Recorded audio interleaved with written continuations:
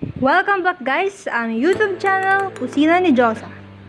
For today's video, gagawa tayo ng tinapay na walang leavening agent. Una, kailangan natin ng 2 cups of all-purpose flour,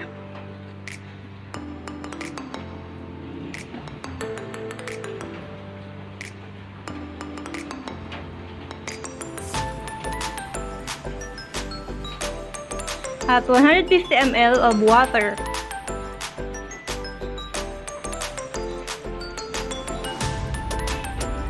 One half teaspoon salt,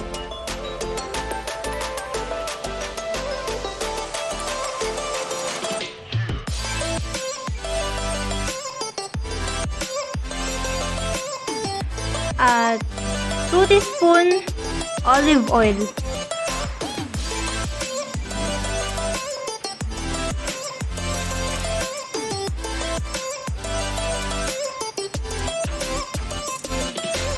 And mix well.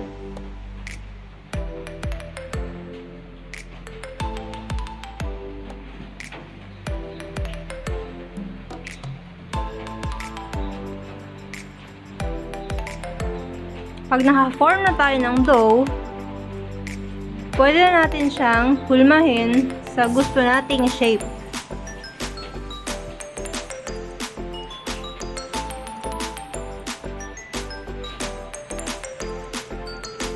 Ayan.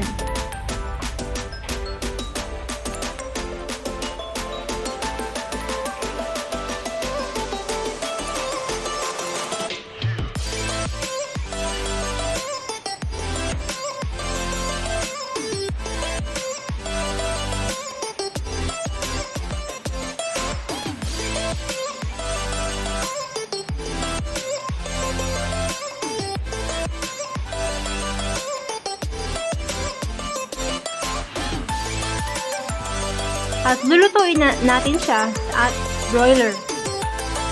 I-set lang natin ng 175 degrees Celsius for 25 minutes.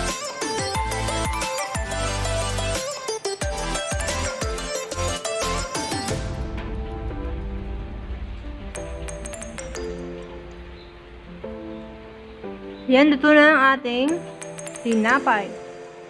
Pwede natin siyang kunin. Masarap po siyang i-partner sa mainit na kape at mainit na chocolate. Salamat po sa inyong panonood. Please like, share, and subscribe sa aming YouTube channel. Bye guys!